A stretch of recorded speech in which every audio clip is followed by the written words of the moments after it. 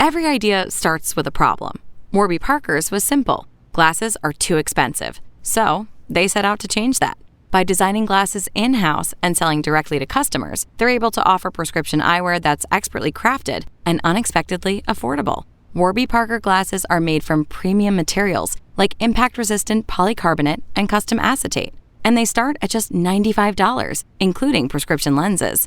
Get glasses made from the good stuff. Stop by a Warby Parker store near you. Get ready for success.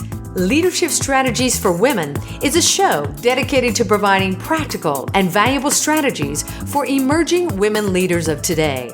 It's your time to get inspired, motivated, and challenged to achieve your vision for success. And now, here's leadership speaker and coach, Ellie Nieves.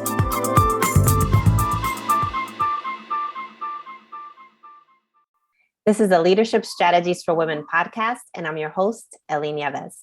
I'm the founder and president of Leadership Strategies for Women, where I develop seminars and webinars to help high-achieving women show up, speak up, and step up in their careers. To learn more, please visit my website at leadershipstrategiesforwomen.com, or you can follow the Leadership Strategies for Women page on Facebook, Instagram, and Twitter.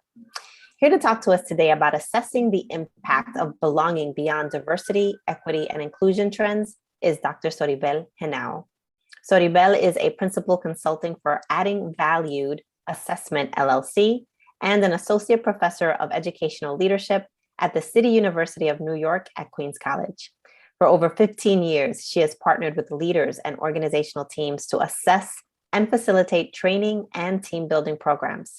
Throughout her career, she has worked with corporations, higher education, and not-for-profit organizations globally on initiatives focused on belonging beyond equity and inclusion. She earned a doctorate in public administration from Rutgers University, a master's in urban affairs and planning, and a bachelor's degree in mass communications from St. John's University. Soribel, welcome to the Leadership Strategies for Women podcast. Thank you for having me. It is such a pleasure and honor. So Soribel, you're clearly very accomplished, but tell us something that we don't know about you. If I can do this all over again, I would be a dancer, a ballet dancer. Yes. My story is one that's not unique, but rather unique. And I say that in a very humbling and modest way, but one that reflects triumph above all. And my story starts as someone who grew up on the Lower East Side in Brooklyn, Lower East Side of Manhattan, that is, in Brooklyn, New York. Born and raised, my parents were both immigrants. They migrated between the 70s and 80s.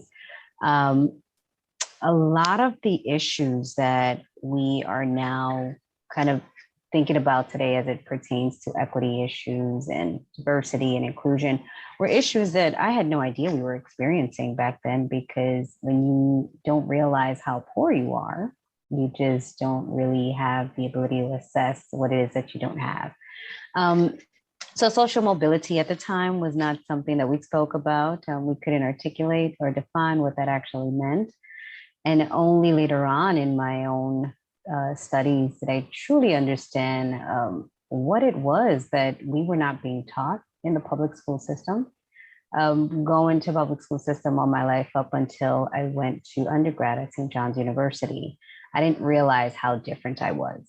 And it was there that I truly saw that I was not only the only person of color in most of my classes, but I was the only Black Latina in every single environment. So the challenges stemmed from immediate perceptions of what I knew based on what I looked like, not understanding the importance of advocacy and how to advocate for myself.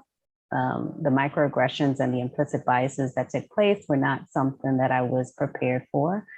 And the challenges of even speaking and writing, because English is not my first or second language. And while I'm super impressed by that, clearly the system was not.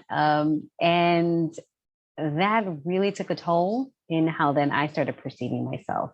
And so the imposter syndrome kicks in. But again, I don't even know what it is, but it's happening in front of me. And I was fortunate. Right before graduating, somebody just took me by the hand, and that somebody was an advisor for the McNair Scholars Program and said, no, you belong. You certainly belong in better institutions that are going to nature and nurture you. And I went to Ghana, summer of 2003 with a professor. Was supposed to be there for 2 weeks collecting data and research for his project, and I ended up staying for 3 months. It was an experience because it was also the first time I left the United States. So to go from never leaving the United States to visiting Africa was an incredible journey for me. But it was also there that I came back, knowing myself a little bit more and being more proud of my people and who I came from and those ancestors that we kept hearing stories about, but actually seeing proof of the geography was even more impressive. I then enrolled, I was a student at NYU that fall, and two of the professors there said, we noticed something that when you speak, nobody else does.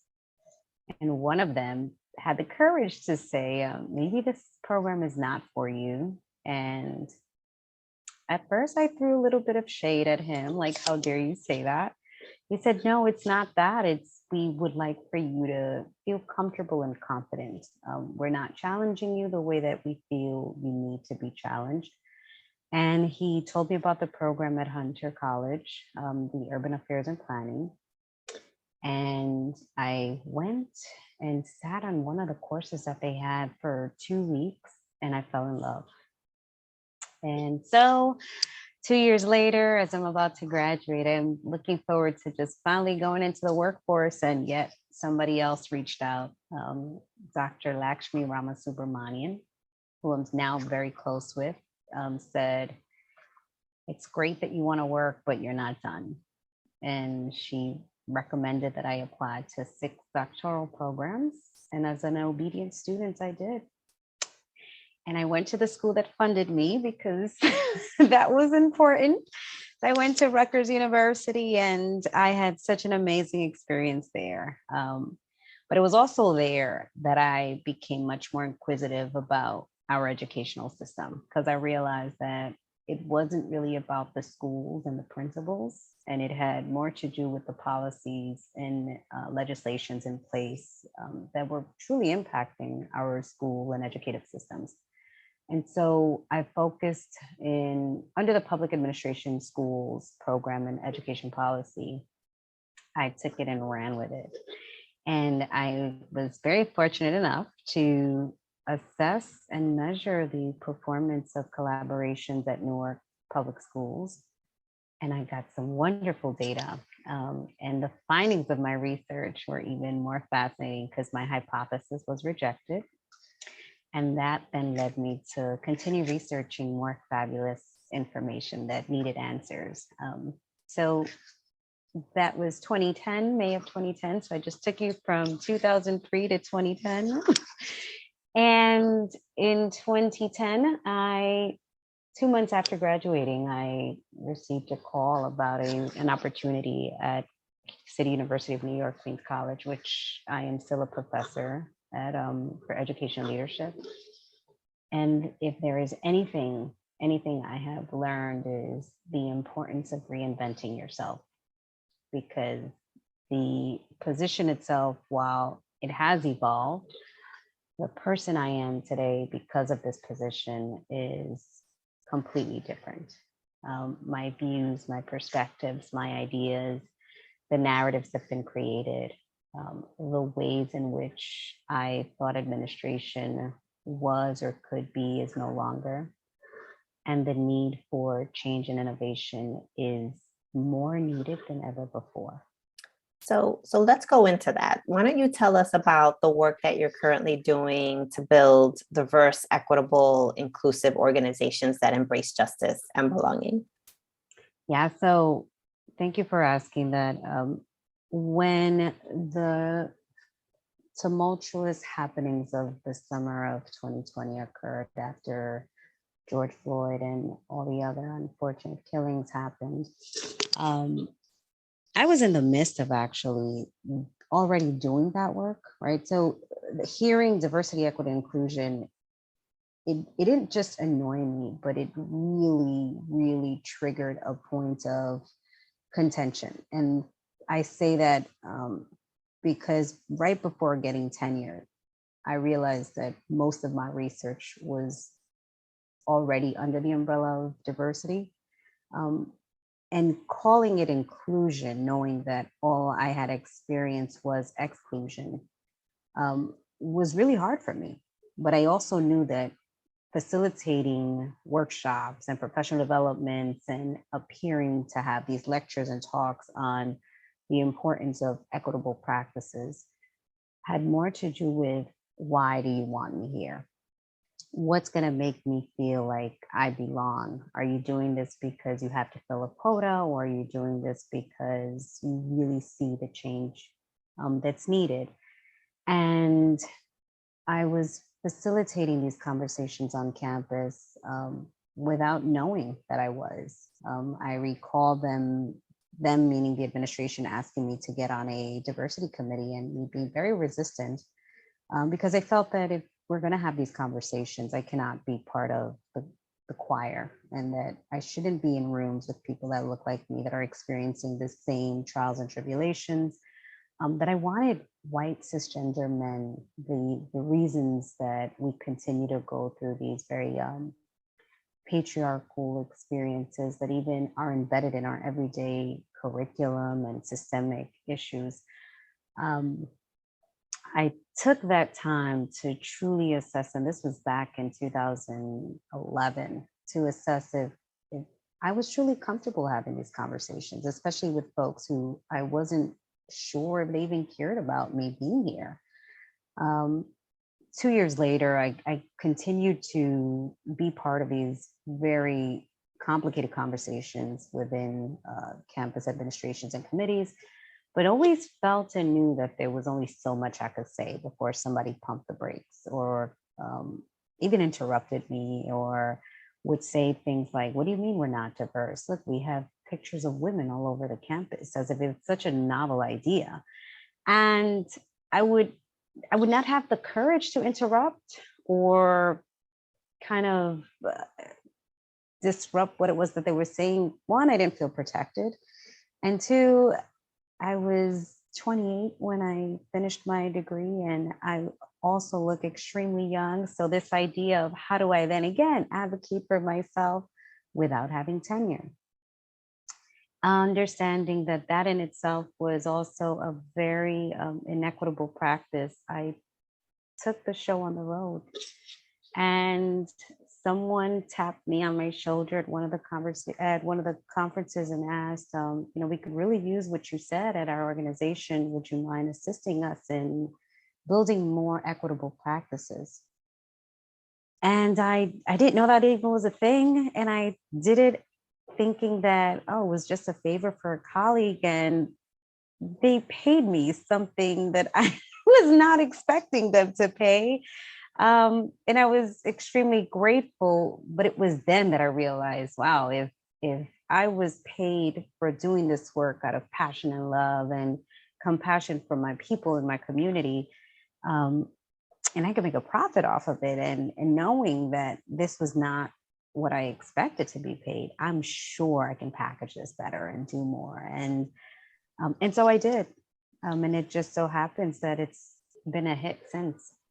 It's a great example of how we often have passions and we don't understand that we can package those passions and actually make them a business or a service that could really benefit communities that we care about. So congratulations on being able to create a business out of something that you love and you're passionate about.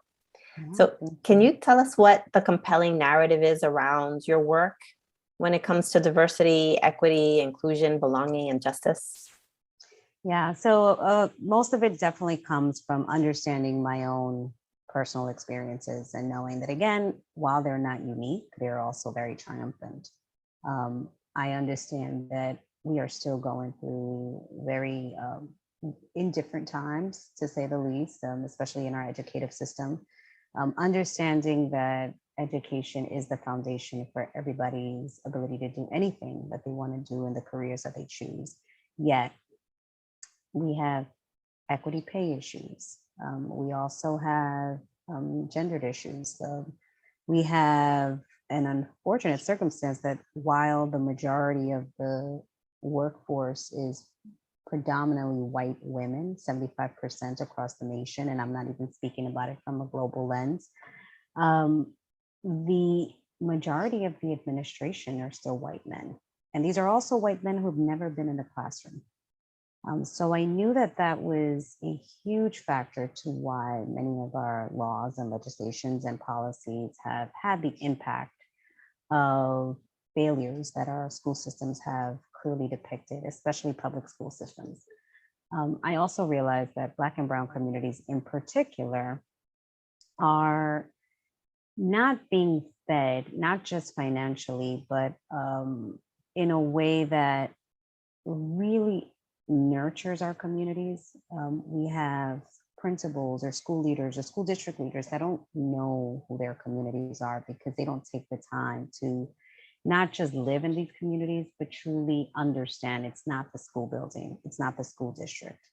It is who is around, who's making these communities work. These are the folks that are just as invested as they are. And I gathered all of that information and thought about what is the compelling narrative that has to change? Because if you are going to be a part of this community, then perhaps we need to assess you. Why are you the person to be in this role?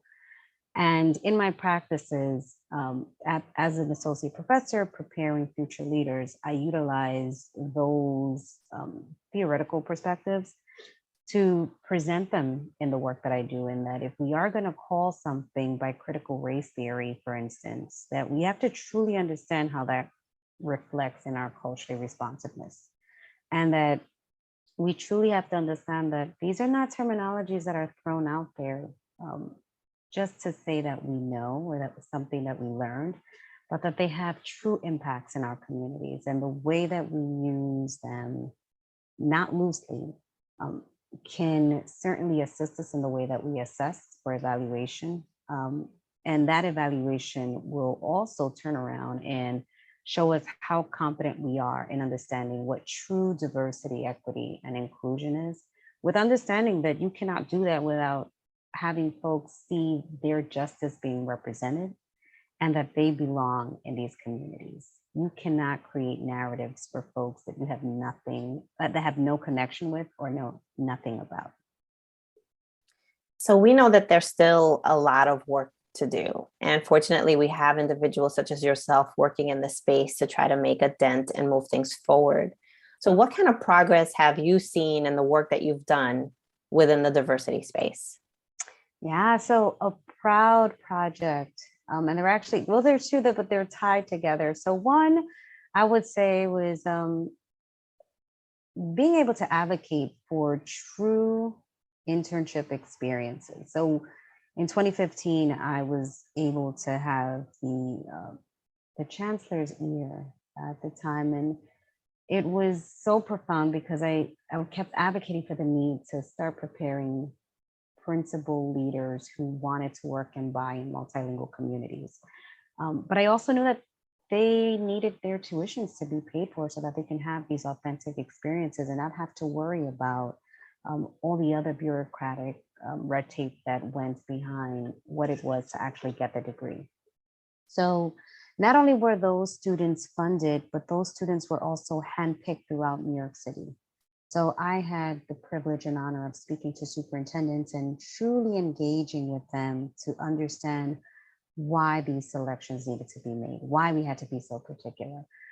And out of that then, in presenting this with a group from the Wallace Foundation, the school districts from outside of New York, so specifically in Georgia, Tennessee, reached out to me and asked me, hey, can you help us engage in not just rebuilding our model for bilingual, multilingual communities, but how do you get these communities to feel like they belong in part of our school districts? And so I ran workshops for about 3 weeks in these school districts and it built my confidence, but also my social network, in that now this is a stand-in contract for me, in a way that I know that in from the months of July to September, I have to be in 2 or 3 states outside of New York running these workshops. And these workshops all are reflective of the importance of truly engaging in community and practice. But how do you bring them in so that they are the ones that are actually the real stakeholders, the ones that are um, really feeling like not only they are a part of the solution, but that they also want to be accountable for whatever measurements are going to be performed. So, Dr. Genao, clearly there are probably people in our audience who are interested in the work that you do. How could they get in touch with you? Yes, my email would be the best email, as I work on my own platform. The best contact information is sgenao, that's SGENAO @gmail.com. Wonderful. Dr. Genao, thank you so much for taking the time to talk to our listeners about assessing the impact of belonging beyond diversity, equity, and inclusion trends. Thank you for having me. It's such a pleasure. And to all of my listeners, thank you so much for tuning in. Until next time, God bless.